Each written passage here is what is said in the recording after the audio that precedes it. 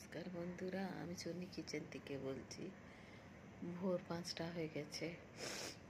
আজ ঘুম ভেঙে গেল, বাইরে চলে আসলাম, বাইরে বসেছি।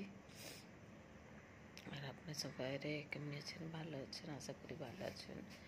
ভালো থাকুন, সুস্থ থাকুন। আমি ভালো আছি।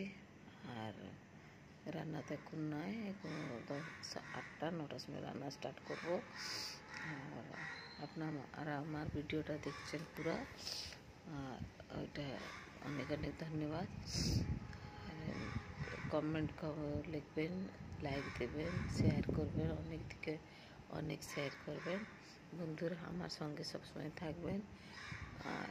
আর কি বলো, আর আজকে অর্ধেক রান্না আছে, অর্ধেক রান্না করতে হবে, ভাত একটু করতে হবে, বাকি তরকারি কালকের অনেক তরকারি আছে।